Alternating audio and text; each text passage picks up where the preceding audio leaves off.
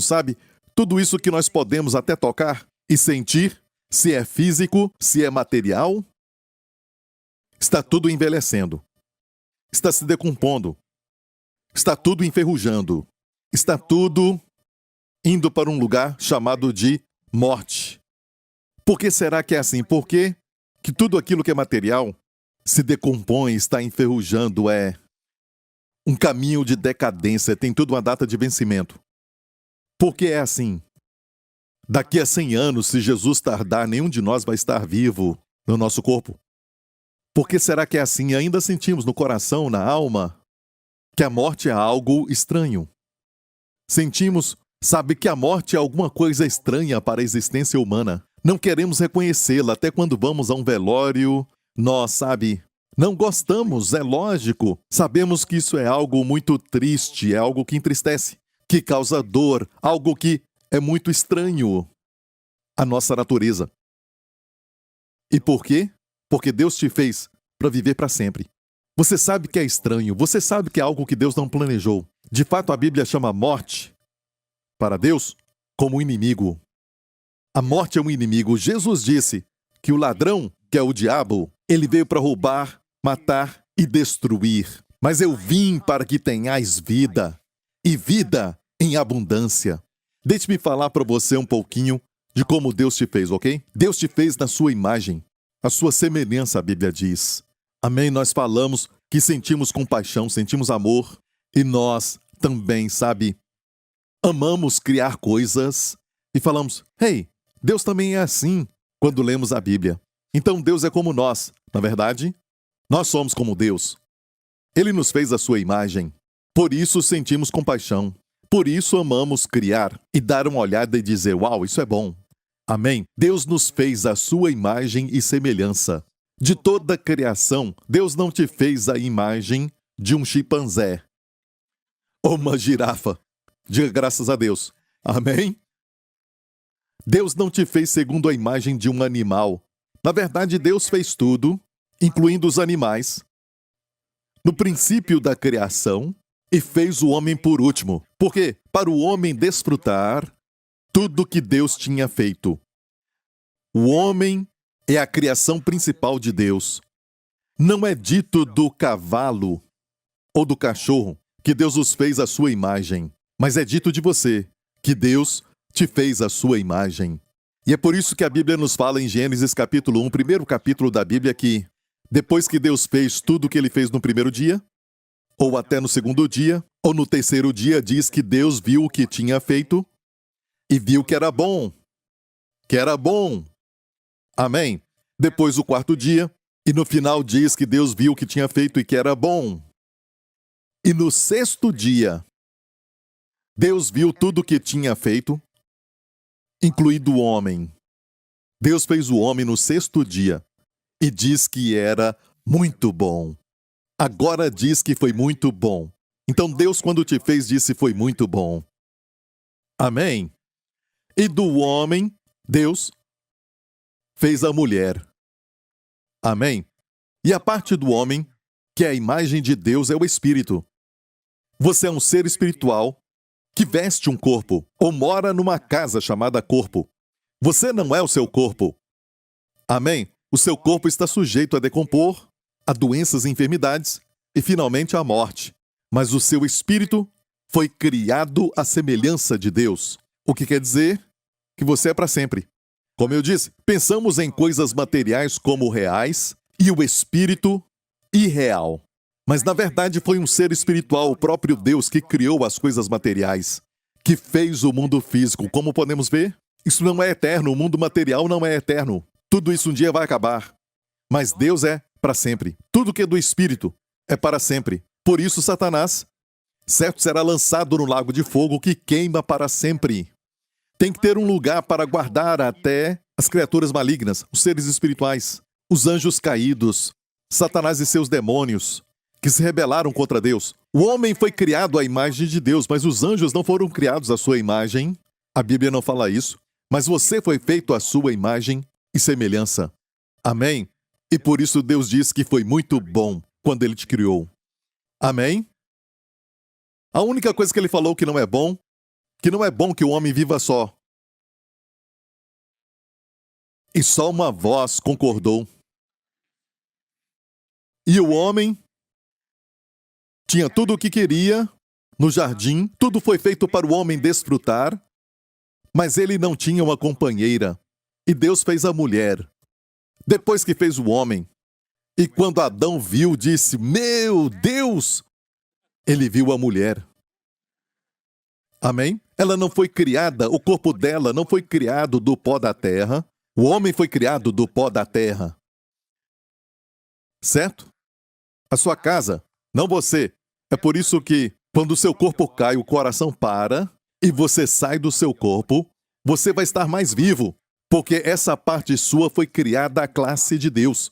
E tem que ter um lugar para guardar esse espírito. E se este é um espírito pecador, ele está cortado de Deus. Amém? Do reino de Deus. Então vai ser colocado na eternidade, no inferno. E é para sempre. Mas o céu é a habitação daqueles que foram recriados ou nasceram de novo, segundo a imagem de Deus. E pertencem ao reino de Deus. Então, tem que ter um lugar para essas coisas, porque essas coisas não podem apenas deixar de existir, porque são eternas. Substância espiritual, você entende? O espírito é mais real do que o material. Tudo o que você vê está sujeito a mudanças. O que você vê é sujeito à mortalidade, se é uma pessoa que está vivendo e parece que está tão viva agora, mas está acabando. Tudo está acabando. Tudo aqui, certo? Está caminhando para baixo. Amém? O seu corpo se decompõe, mas você é eterno. Amém? Tem que ter um lugar para você. Então Deus, quando fez o homem, ele disse, certo? De todas as árvores, você sabe quanta espécie de árvores e comida que existe, as variedades na terra? Deus fez a terra com mais do que o suficiente, com abundância. A abundância é a ideia de Deus. Quando ele fez a terra, ele não criou pobreza. A pobreza é resultado do pecado. Deus fez com abundância, com fartura, com muita coisa. Extravagante. Amém? E tudo para um homem e a sua esposa, para desfrutarem. Então essa ideia de que Deus não quer que você tenha bastante não é de Deus. Pelo menos a sua intenção original, o seu plano. Deus fez tudo para o homem comer e desfrutar, e por isso ele fez o homem por último, depois que ele criou tudo.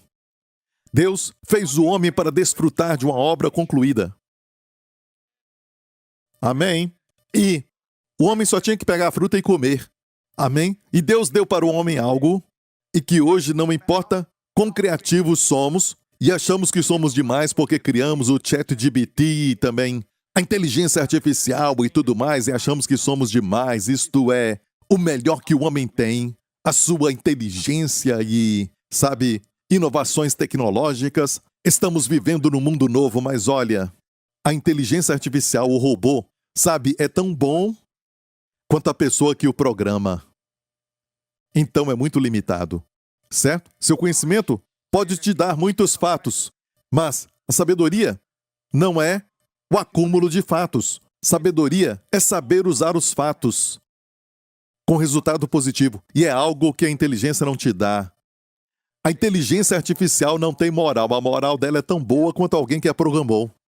Então imagina quem programou tudo aquilo. Então isso tudo não faz sentido, sabe? Depende de quem a programou. Ninguém pode criar como Deus cria. Quando Deus te fez, Deus olhou e disse, muito bom.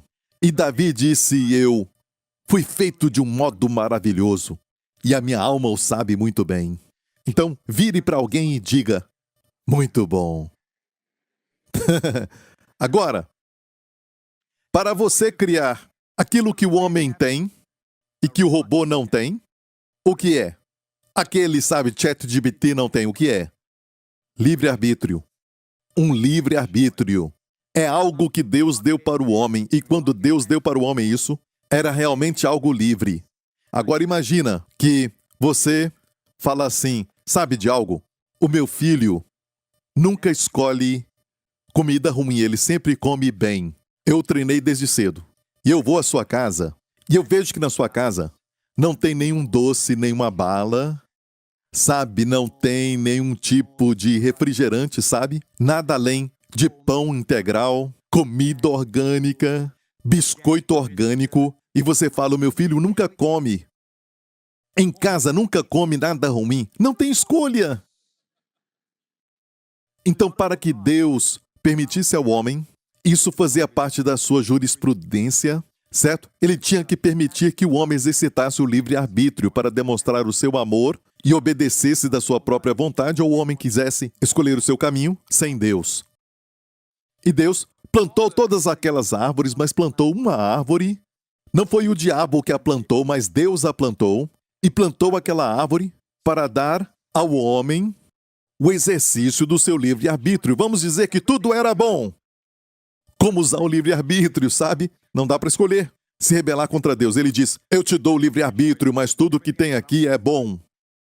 Entendeu? Então Deus criou uma árvore, chamada árvore do conhecimento do bem e do mal. Ou seja, hoje seria a internet. Se você ver, a internet tem conhecimento do bem e conhecimento do mal. E o homem ainda é o mesmo. Não é? O homem é o mesmo, continua matando. Não é? Continua odiando. Não é? O pecado continua no mundo hoje. As guerras estão por aí. Não é? E todo tipo, sabe, de pragas que estão acontecendo, que o mundo não esperava ver, como nesses dias que foi algo global. E Jesus disse que antes da sua volta, antes dele voltar para nós, fisicamente, com seu corpo ressurreto e glorificado, antes dele voltar, ele disse que teria um princípio de dores, dores de parto, que são sinais que estão acontecendo. Vai ter pragas.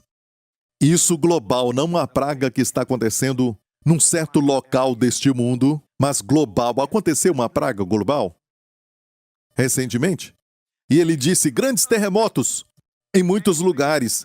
Aconteceram muitos terremotos agora, de 6,5 ou mais, 6,5 na escala Richter. Será que aconteceram grandes terremotos, não pequenos, mas grandes ultimamente? Sim, nesta geração. E ele falou de fome. Tem um problema de comida, globalmente, hoje. E Jesus falou, nações se levantarão. Estamos vendo isso, nação contra nação. E guerras, e rumores de guerras. E estamos vendo, agora mesmo, atualmente, a guerra da Ucrânia contra a Rússia e também rumores de guerra, amém? E vimos recentemente essa praga do Covid-19, que foi global. E Jesus falou, quando tudo isso acontecer de uma vez, certo? Saiba que isso é as dores de parto, como uma mulher que está prestes a dar à luz, certo? Ela sente aquelas contrações que vão sempre aumentando antes do bebê nascer, certo? Vemos tudo isso acontecer. Tudo isso de uma vez, certo? Isso são sinais. Ele disse, quando isso acontecer, ele não disse, fique desanimado, abaixe a sua cabeça. Amém? Ele disse, levante a sua cabeça. Não fique obcecado com isso. Não fique distraído por isso. Levante a cabeça, quer dizer, levante a cabeça acima destes problemas. Levante a cabeça porque a vossa redenção se aproxima. E isso quer dizer o seguinte, é a redenção do corpo, porque nós que somos crentes sabemos que a redenção já foi feita no Espírito. O corpo ainda é o mesmo. Por exemplo, se é careca, depois que nascer de novo ainda vai ser careca. Ok? Se tem uma orelha que é maior do que a outra, depois que você é salvo, ainda vai ter este mesmo problema, certo? Se não falar comigo, eu não vou falar com você, ok? Ok? Então diga amém, certo? Você entendeu? Certo? Se você é um chinês antes de ser salvo, depois de ser salvo vai ser um chinês. Então, escute, não muda, não foi nenhuma revelação. Foi algo, sabe? Mas, olha, o seu corpo não muda. Quando Jesus falou ao líder religioso à noite, porque ele tinha vergonha de se encontrar com Jesus na frente dos seus amigos e colegas, durante o dia, então ele foi ver Jesus à noite. O seu nome era Nicodemos, mas ele estava faminto espiritualmente. E ele perguntou para Jesus, sabemos que tu és de Deus, porque ninguém pode fazer esses milagres que fazes se Deus não for com ele. Jesus olhou para ele e falou diretamente. Eu amo quando Jesus faz isso. Ele não responde as perguntas, ele fala direto. Ele vai à raiz do problema e disse, Nicodemos, com todo esse seu aprendizado, você tem que nascer de novo. E ele respondeu com a lógica. Nicodemos disse: como um homem pode entrar no ventre da sua mãe e nascer de novo?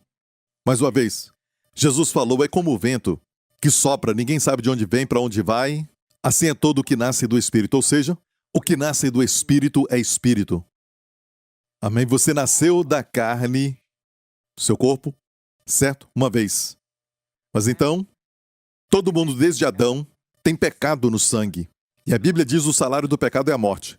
Então, voltando para a história, no Jardim do Éden, Deus deu para o homem a escolha, com aquela árvore no meio. O que há de errado com a árvore do conhecimento do bem e do mal? Bem, participando dela, ele disse: não preciso de Deus, porque agora eu sei o que é moral, agora eu sei o que é o bem e o que é o mal, porque eu sou juiz agora de tudo, porque eu comi da árvore do conhecimento do bem e do mal. E o resultado de comer daquele fruto, Deus tinha falado: não coma dela, porque no dia em que comeres, morrendo morrerás. E o homem comeu? Sim. Então, na verdade, é mais do que comer um fruto, amigo. Na verdade, ele falou para Deus: eu não quero o teu poder soberano para a minha vida, eu não quero teu amor e cuidado para comigo.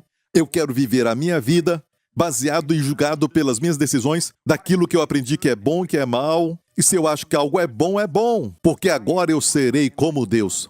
E o homem se tornou independente de Deus, e Deus não podia falar: isso acontece, vamos colocar isso debaixo do carpete, sabe? Deus não podia fazer isso. E nenhum juiz pode fazer isso aqui na nossa corte. Não pode falar: ah, este é o meu filho, sabe? Eu não sei o que ele fez. O que você fez, meu filho? Ah, tudo bem, isso não me importa. Vai para debaixo do carpete, eu te perdoo. Não. Isso não é um juiz justo. E Deus é um perfeito e justo juiz. E Deus é amor. Mas sabe, a justiça? A Bíblia diz que a justiça e a equidade são a base do seu trono. O universo funciona porque Deus é um Deus de palavra. Certo? Nós exageramos e Deus não. Amém? E Deus falou para Adão antes da queda: morrendo morrereis. No hebraico tem duas palavras para morrer. Morrendo morrereis. Vai começar a morrer. Onde? Espiritualmente.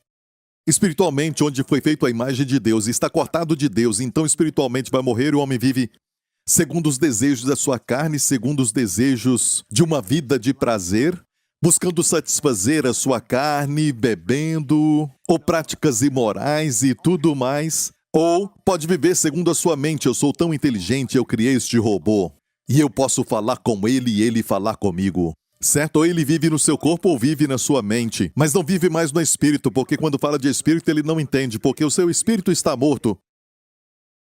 E Deus disse para Adão: no dia que você comer disso, morrendo espiritualmente, morrereis um dia, fisicamente. E Adão não morreu imediatamente, fisicamente, mas começou a morrer. Morreu no espírito e morreu na sua alma e finalmente morre o seu corpo. Por isso, todo mundo morre. Não foi plano de Deus, nunca foi o seu plano. Mas Deus falou para o homem: se fizer isso, isso nós chamamos de pecado hoje. Amém?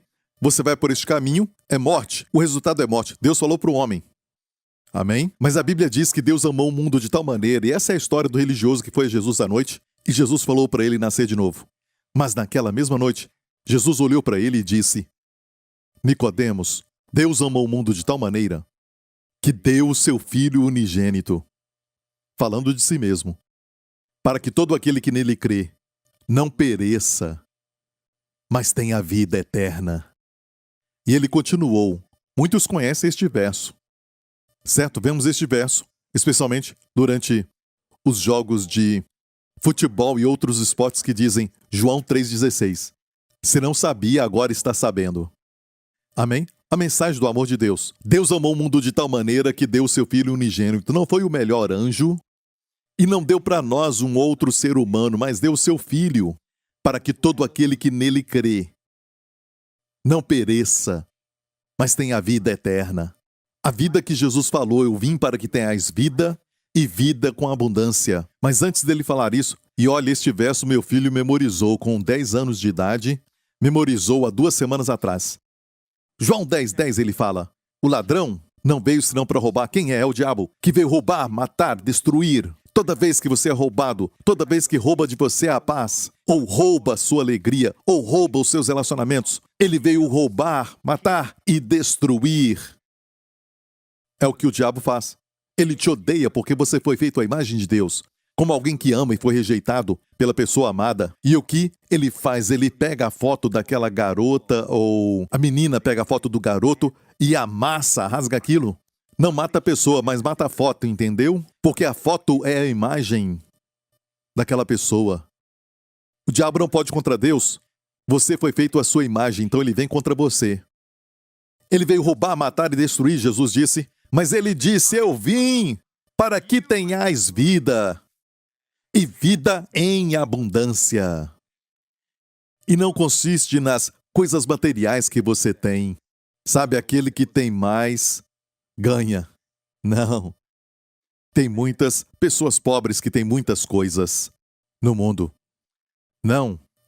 É uma pessoa cheia de amor, alegria e paz que Jesus falou, o reino de Deus. Dentro de você se manifesta assim, com justiça, paz e alegria. No Espírito Santo. Isso transborda para os seus relacionamentos. Quando você tem amor, alegria e paz, ajuda e faz os seus relacionamentos prosperarem, seja com a esposa ou com os filhos, ou com seus amigos e as pessoas ao seu redor. Vai prosperar em todos os caminhos. Amém. Essa é a verdadeira prosperidade. Até quem ganha na loteria ou na loto só se alegra por um momento.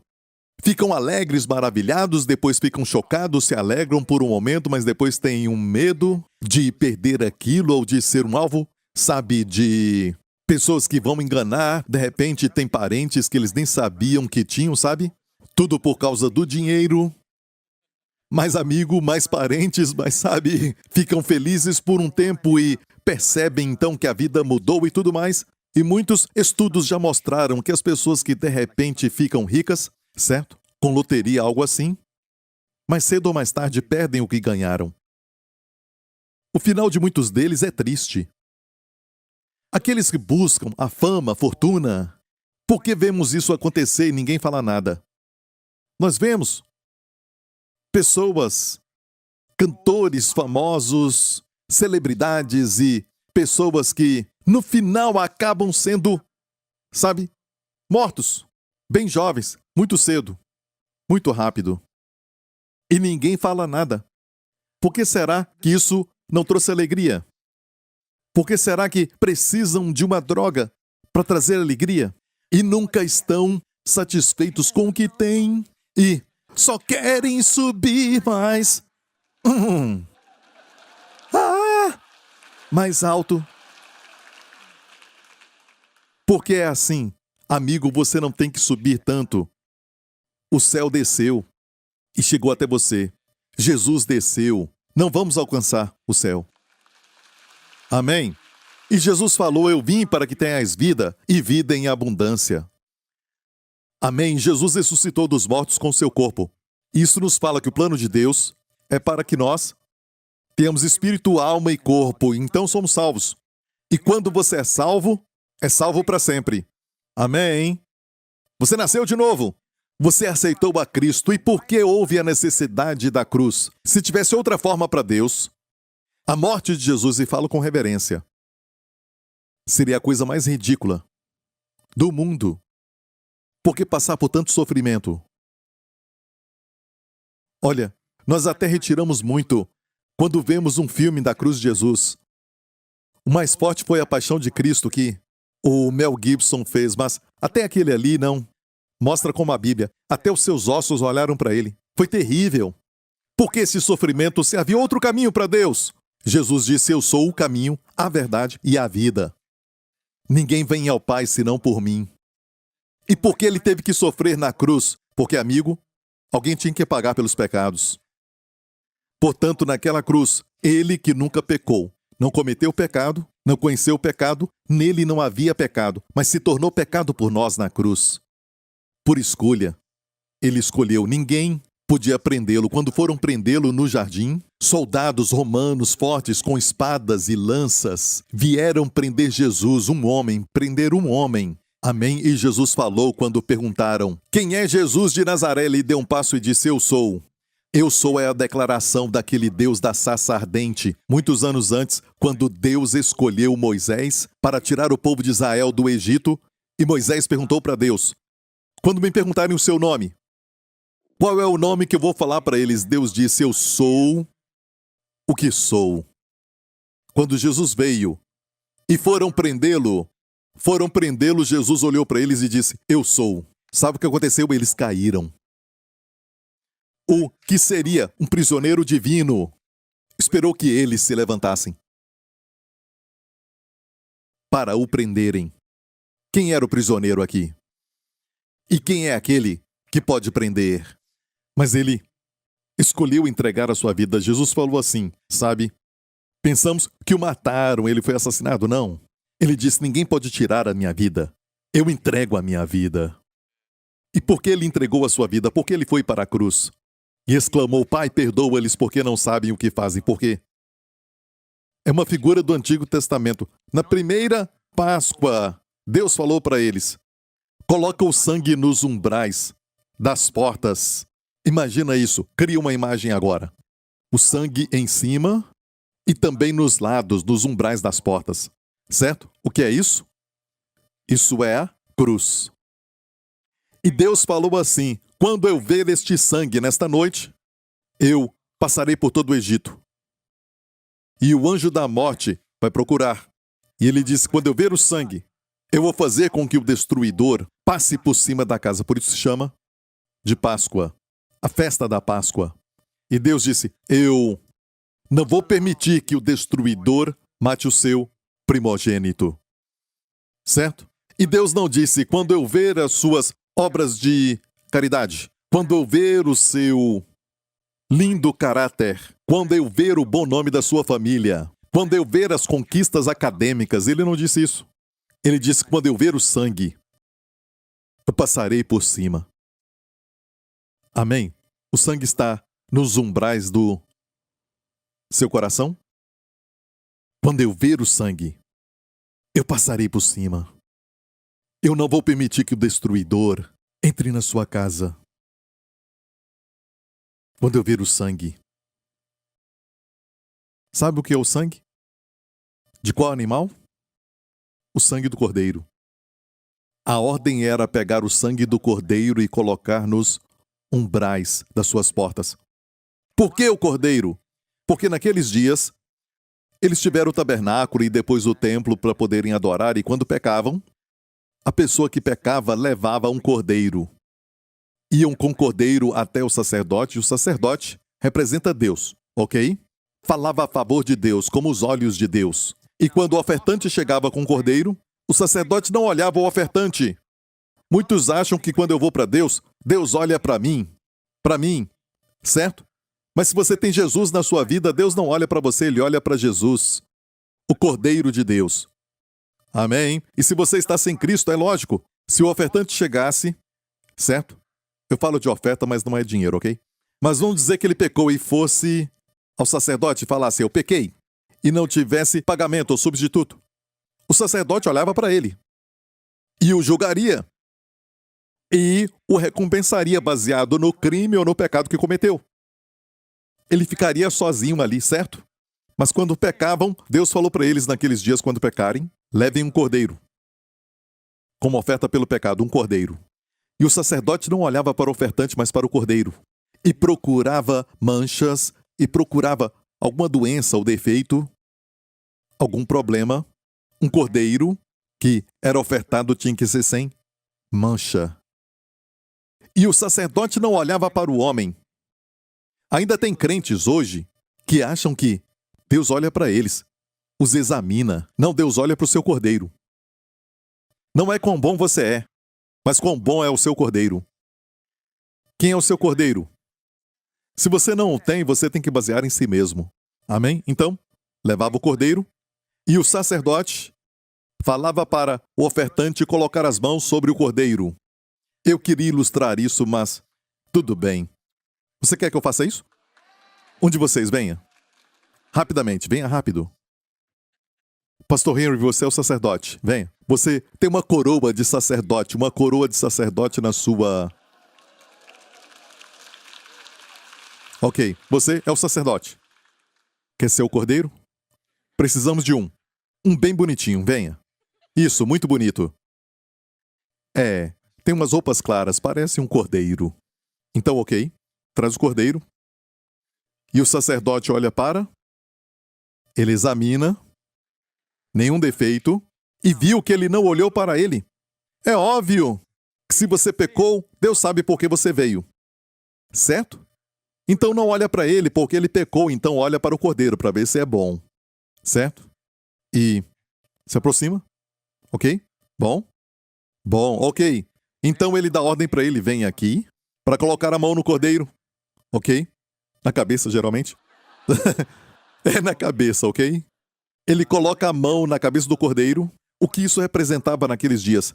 Era uma ajuda visual antes da vinda de Jesus. Deus estava treinando Israel, fazendo todos esses ensaios, para apontar para o verdadeiro Cordeiro de Deus que viria. E quando João Batista viu Jesus no Rio Jordão, ele disse: Eis o Cordeiro de Deus. O artigo definido, o verdadeiro Cordeiro veio, que tira o pecado do mundo. Então, ele põe as mãos e duas coisas acontecem quando ele põe as mãos no cordeiro. Certo? Vamos ver uma imagem do que acontece. O ofertante põe as mãos e vocês podem descansar, ok? Já foram remidos? Olha para cá. Então, aquele pecador coloca as mãos na cabeça e o que acontece? Ele transfere os pecados para aquele cordeiro. Então, impor as mãos é uma figura de identificação. Os pecados vão para o cordeiro e a bondade do cordeiro. Um cordeiro sem manchas. Um cordeiro perfeito. Certo? Vai para a sua justiça vai para o ofertante. Entendeu isso? Duas coisas aconteceram. Os pecados, do outro lado. Os pecados vão para o cordeiro. A justiça do cordeiro, sua santidade, vai para o pecador. Agora, me dá uma faca. Então ele pega a faca e ele mata o cordeiro. E era o ofertante que matava o cordeiro, não o sacerdote. É uma figura dos seus pecados, colocando Jesus na cruz. Todos nós estávamos lá, os nossos pecados estavam lá, e colocaram Jesus na cruz.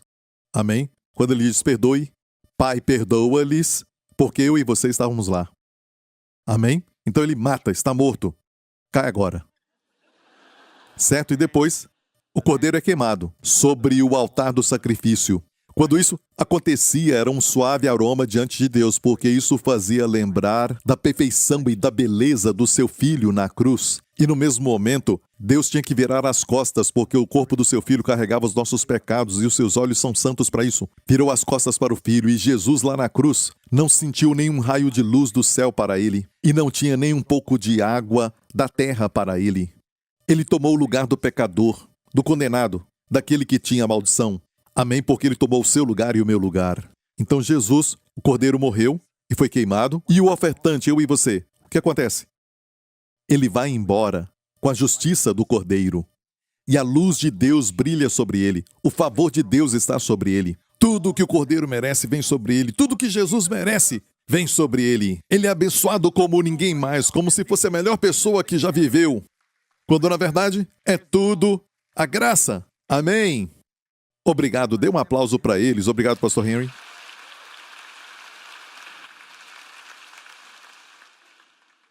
Isso é a graça. Não é ir mais alto, fazer o melhor, tentar de tudo. Não. É receber a obra concluída. Olha como Jesus se tornou pecado na cruz. Jesus cometeu o pecado para se tornar pecado? Não. Ele nunca pecou. Então, como eu e você nos tornamos justos? Praticando a justiça? Não. Recebemos a sua justiça. Como Jesus se tornou pecado na cruz por receber os seus pecados no seu corpo, recebendo os meus pecados no seu corpo, e ele foi punido pelos pecados em nosso lugar. Amém? E como nós nos tornamos justos, não por praticar a justiça, mas recebemos a sua justiça. E vamos embora, e Deus nos trata como Jesus, como ele tratou Jesus na cruz como se fosse nós, como pecadores que somos. E isso é o plano de amor de Deus. O problema não é pecado hoje, mas é a falta de conhecimento. Amém? Quando Jesus ressuscitou dos mortos, a pedra foi enrolada e era uma pedra pesada. E Em Israel tem o Jardim do Sepulcro que dá para ver, e eu creio que é o lugar verdadeiro onde Jesus deixou para trás a sepultura, porque a Bíblia diz que tem que se abaixar. Quando Pedro e João foram lá, naquele túmulo tiveram que se abaixar para ver onde Jesus estava. E no jardim do túmulo tem que se abaixar para ver onde Jesus estava. E a pedra foi rolada ali, não para deixar Jesus sair. E você sabe por quê? Porque neste novo corpo, um corpo que é físico, quando ele apareceu no cenáculo para os discípulos, com as portas fechadas com medo dos judeus e os discípulos escondidos, Jesus apareceu bem no meio, certo? E disse: toquem em mim. Um fantasma não tem carne e ossos como vocês veem. Isso é carne e ossos materiais. Então, no corpo glorificado, temos carne e ossos, não vamos flutuar uns para os outros. É carne e ossos, mas você não fica cansado, não vai sentir tédio, pode ouvir toda a mensagem. Amém? E nunca mais vai ficar doente e nunca vai morrer. Não vai envelhecer. De fato, a Bíblia diz que os anjos que aquelas mulheres viram, quando foram no sepulcro, viram anjos e eram jovens. Alguns jovens assentados na pedra, como desafiando aquela pedra que devia guardar Jesus.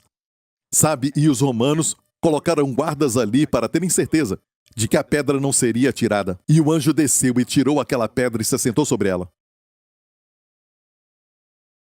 Amém? Não para Jesus sair, mas para permitir que os outros que foram ao túmulo olhar para dentro e ver tudo. Porque o corpo glorificado de Jesus transcende este corpo. Sabe, os nossos corpos, a Bíblia fala assim em 1 Coríntios 15, diz assim, que tem corpos celestiais, corpos terrestres e corpos de peixes, e você não tem este corpo se não for o Aquaman. Ou o Homem-Aranha, se você tem um corpo de aranha, sabe? Não. Olha, amigo, o corpo de animais é uma coisa, o corpo de insetos é outra coisa, outro nível. Mas quando Deus te fez, Ele te fez como a melhor criação. Mas tem uma criação mais alta ainda, que é o corpo de Jesus, que a Bíblia diz que um dia o nosso corpo será como o dele. E este corpo não vai e vem. Quando Jesus ressuscitou, no seu corpo ele não vinha e ia. Ele aparecia e desaparecia. Portanto, não precisavam tirar a pedra para que ele saísse. Ele aparecia e desaparecia. Não estava mais sujeito às leis desta terra, como a lei da gravidade, algo assim, ou do tempo e da matéria. Ele transcende isso. Assim como um avião, toda vez que o avião sobe, certo? Ele transcende a lei da gravidade. Com aquela lei do arremesso, vai ter outras leis para todos nós. O corpo de Jesus era um corpo diferente do corpo de Lázaro quando ele ressuscitou. Lázaro já estava morto há 4 dias, e as irmãs falaram, olha, ele já cheira mal. E Jesus disse, se creres verás a glória de Deus. E disse, Lázaro, sai para fora. Ainda bem que ele falou Lázaro, foi específico, porque tinha muitos mortos ali, sabe? Se só falasse sai, todos sairiam. Lázaro saiu com mãos e pés atados, porque naqueles dias, quando morriam, os judeus envolviam os mortos em linho como a múmia e colocavam ervas que endureciam, e ninguém podia quebrar aquilo, era duro como uma pedra. E é interessante porque Pedro e João foram ao sepulcro, mas a primeira pessoa para quem Jesus apareceu, na sua forma ressurreta, foi uma mulher. E as mulheres dizem, uma nova ordem chegou. Amém? Sob a lei, as mulheres, de certa forma, eram subjugadas. Não eram reconhecidas. Mas sob a graça, uma nova ordem chegou. A primeira pregadora foi uma mulher. Jesus falou para Maria, não Maria, sua mãe, tem algumas Marias na Bíblia, era Maria Madalena. Ele disse, vai e diga para os meus irmãos, a primeira vez que o chama de irmãos. Antes ele chama de minhas ovelhas, meus discípulos, mas é a primeira vez que fala meus irmãos. Diga para eles que eu vou para o Pai deles e o meu Pai, o Deus deles e o meu Deus. Agora somos da mesma família. Quando você nasce de novo, você nasce com a natureza e o caráter, o DNA do próprio Deus. Participantes da natureza divina, não somos Deus. Olha, e eu bem sei que não sou perfeito. No meu comportamento não sou perfeito, pergunta a minha esposa. E alguns ficam perfeitos até 3, 4 da tarde. Quando estão trabalhando, parecem perfeitos, mas pergunta à esposa como eles são logo de manhã. Amém? Somos sujeitos a estas sensações, a irritabilidade da alma e também a nossa ira ou ressentimento, algo assim. Mas quando Deus olha para o crente, Deus olha para o seu espírito. E você é justo. Que venha você não com seus esforços ou as suas obras, mas por causa de Jesus Cristo. Olha, o nosso corpo está se alinhando, é o que eu chamo de santificação progressiva, o nosso corpo se alinhando como espírito. Mas que alegria saber que a qualquer hora nós vamos para casa. O céu é o nosso lar. Todos os pecados foram perdoados. Tão certo quanto Jesus morreu na cruz, os pecados foram perdoados.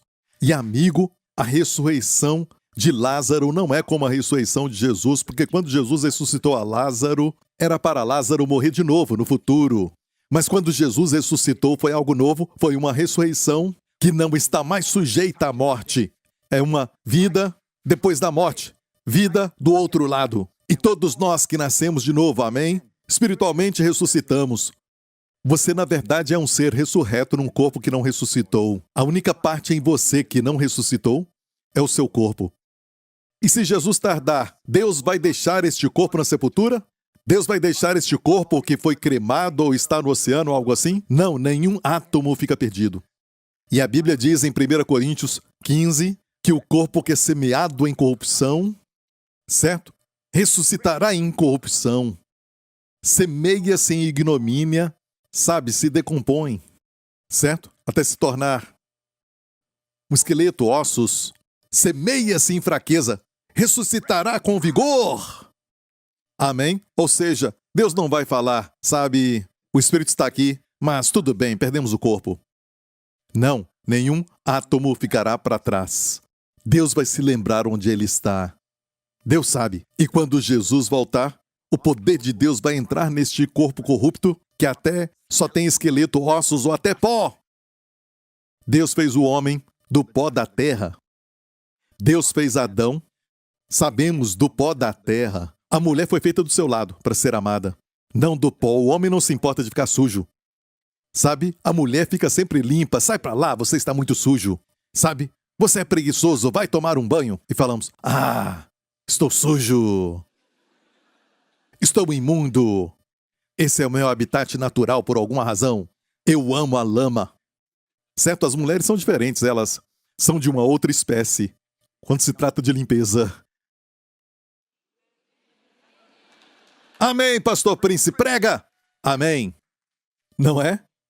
Certo? E Deus planejou desta forma, certo? E o homem foi feito do pó da terra, e seja quando ele morrer, for enterrado ou cremado, a forma final é o quê? Pó. O pó. Certo?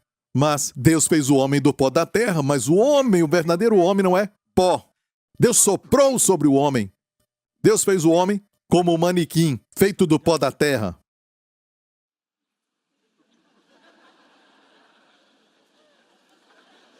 E Deus soprou.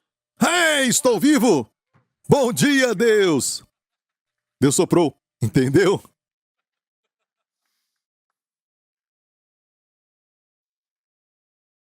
E o homem não estava vivo, era só um corpo. Mas o Espírito deu vida para o corpo. E tem segredos na Bíblia que nos diz que se o Espírito daquele que ressuscitou Jesus dos mortos vive em você, quem ressuscitou Cristo dos mortos vivificará os vossos corpos pelo Espírito que habita em vós. Temos que aprender a andar nisso, mas é uma outra mensagem. Certo? Mas agora, vamos olhar para este corpo. Deus vai ressuscitar este corpo. E nós, quando Jesus voltar, quem estiver morto, o corpo dele se torna corpo glorioso, poderoso, corpo incorruptível. E nós que estivermos vivos, e já estamos, amigos, olhando para os sinais do fim dos tempos, no mundo inteiro, agora mesmo, de uma vez. E quando vermos esses sinais, Jesus falou, levante a cabeça, a sua redenção, falando do corpo, a sua redenção se aproxima. Amém? A qualquer hora o arrebatamento acontece, Jesus volta. Amém? As profecias sobre a sua vinda, ele viria pela cidade de Belém. Amém? Ele viria. Amém? Da tribo de Judá. Amém? Ele seria da linhagem de Davi. Tudo isso foi profetizado. E ele morreria. Os seus ossos olhariam para ele, furariam as suas mãos e o seu lado. E essa profecia do Salmo 22, essa profecia foi citada por Davi. Não havia nada de crucificação. A morte era apedrejamento naqueles dias. Era uma profecia. Furaram as minhas mãos e os pés, Davi disse, falando de Jesus. Quando os romanos instituíram este meio cruel de tortura para matar alguém. E todas as profecias da sua primeira vinda foram cumpridas até o último detalhe. Mas tem mais profecias da segunda vinda do que da primeira. Então tem mais profecias acerca da segunda vinda. Mas, amigo, deixa eu terminar isso agora. Ok? Eu falo isso para você ficar assim. Ele vai terminar. A ressurreição não foi o fruto da imaginação de alguém, certo? Não é como alucinação. Há muitos alucinaram. Não, amigo, ele não apareceu só para os discípulos, mas a Bíblia diz que depois ele foi visto uma vez por mais de 500 irmãos, e eu creio que isso aconteceu de uma vez só na Galileia. Pessoalmente, eu creio que foi no Monte Arbel, certo? Onde ele falou a grande comissão. Eu creio nisso. Certo? Apareceu para mais de 500 irmãos, mais de 500 de uma vez só, e era muita gente para estar alucinando. Alguns estavam vivos. Quando Paulo escreveu isso, eles ainda estavam vivos, mas alguns já tinham dormido. Isso é contra todo tipo de fraude, como os fariseus falaram quando descobriram que o túmulo de Jesus estava vazio, e os discípulos começaram a falar que eles tinham visto Jesus ressuscitado. E apareceu a eles. Deram dinheiro para os soldados para dizerem que os discípulos tinham roubado seu corpo. Imagine isso. Primeiramente tinham que rolar a pedra, mas os soldados estavam ali guardando. Soldados romanos. O que aconteceu com eles? A verdadeira história é que os anjos vieram e eles todos caíram e ficaram no chão. E o corpo deles estremecia, a Bíblia diz. Agora imagina, isso exclui fraude porque ninguém que quer roubar um corpo deixa as roupas ali dobradas no sepulcro. Porque a Bíblia diz que quando eles olharam dentro do túmulo, eles viram, como eu falei agora, como uma múmia. Aqueles panos, talvez duros ainda, mas ali estava vazio. E o lugar onde estava a cabeça, aquele linho, estava bem dobrado. Olha, isso mostra que ninguém correu, não foi apressado. Aquele que ressuscitou teve tempo de dobrar as roupas. Gente, Jesus, uma das primeiras coisas que fez foi dobrar as roupas. Amém? Então isso exclui a fraude. E, olha, se o corpo foi roubado, escute, se o corpo foi roubado, tudo que tinham que fazer, tudo que os soldados tinham que fazer, naquela pequena cidade de Jerusalém, naquele lugar, era encontrar o corpo. E é muito difícil guardar o corpo de um morto. Podiam encontrar o corpo. E isso seria muito ruim para os discípulos. Quase todos eles, exceto João, foram mortos, torturados por sua fé. Sabe de algo? Se era uma fraude, como falaram, que eles inventaram aquilo. Muitas pessoas, sob a dor de uma tortura, ia dizer que era fraude.